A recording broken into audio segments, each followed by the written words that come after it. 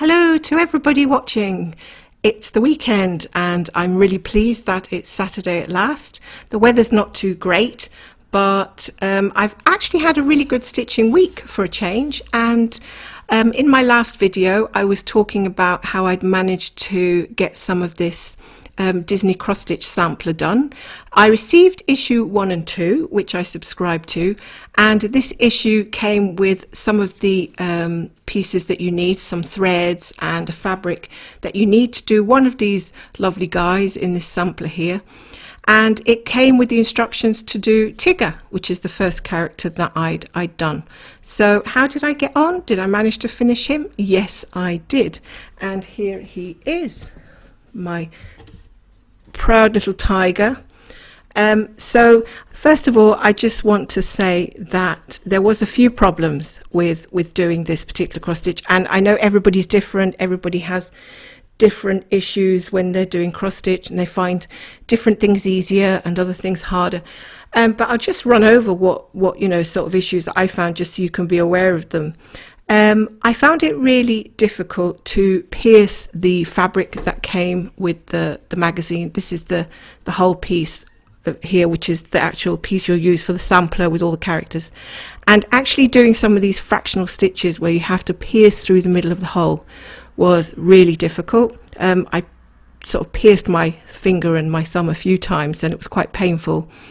So just so you know, this is really quite thick, and so it's absolutely okay if you want to get a different piece of fabric, a softer piece of fabric, even a fabric in a different count. Just go ahead and do that. Just make sure that you have enough around to fit all your characters in, because if I had known how much difficulty I was going to get with that, I would have used a different fabric, honestly, because I found it so tough puncturing through one of these squares in the middle. It was like going through a piece of rubber. So yeah, not great. The other thing that I had a problem with is the back stitch here was a little bit awkward. There are so many lines that were going through not one of the corners, but going through the middle of the fabric, and some of the lines were overlapping, and I thought my eyes were going to just explode. But anyway, I managed to get that bit, but it took me about an hour just to do the back stitch around this head.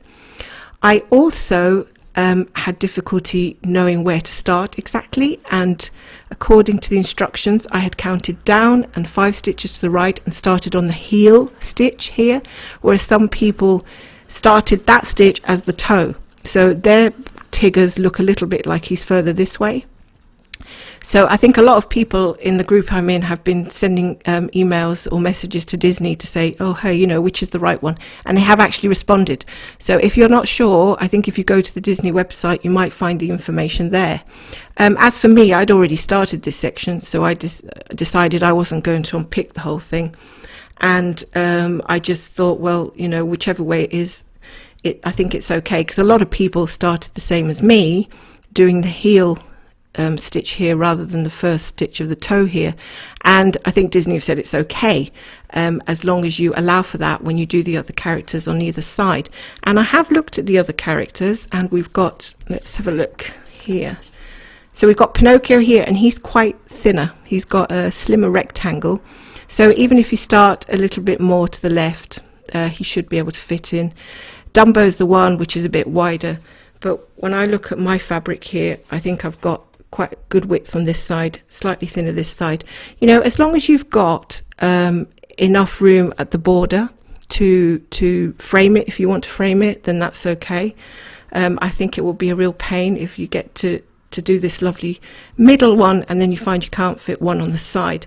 I think in that case I might just alter some of the border here, maybe cut out a few stitches, or you see these little circles, I might knock those off.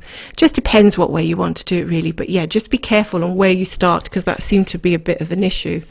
The other thing that happened to me one evening was I was quite merrily finishing this half of the border, and guess what happened? I was a couple of stitches out, and it took me 20 minutes to figure out what I'd done wrong, which is actually record timing for me.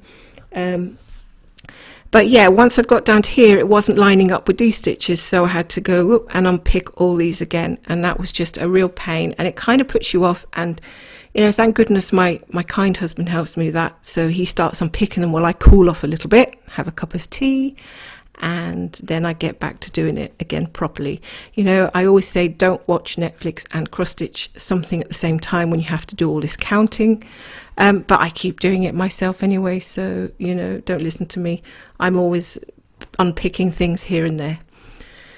And I think that's about it. Apart from that, it worked out fine. Just a few little hitches there which you might want to be aware of. So what else happens next? Well, I'm waiting for the next issue, which is issue 3 and 4, I believe, will be coming along, and I'll be getting, let's see, Dumbo in that next issue, so I can start him. Hopefully he's not going to be as much trouble as Tigger was. I think Tigger was a bit awkward with the backstitching, to be honest. And also I wanted to mention that you'd be getting some of these free things too, like a binder. I already have this box which came with issues 1 and 2. I don't have anything else. That's really cute. The binder will be great because all these loose pages everywhere are just starting to spread around and be a little bit awkward. So the binder will keep them nice and neat. So I'm really looking forward to getting that. And they do provide you with threads as well. And if you want a little overview of what they bring with issue 1 and 2, you can have a look at my first video, which is in the playlist. So that's as far as we've got. And I don't know exactly when I'm going to get the next 2 issues. It'll probably be in the next week or 2. So I'm looking forward to getting that and carrying on with my sampler. So have you done any Disney cross stitch yet? Have you subscribed to this magazine? What do you think of it? Do you enjoy it? Do you not like Disney characters? Let me know if you've done this and what you thought of the process, and were you happy with it, or did you struggle a little bit like me? I'd be interested to hear. So anyway, have a great week, and I will see you on my next update next week. Take care.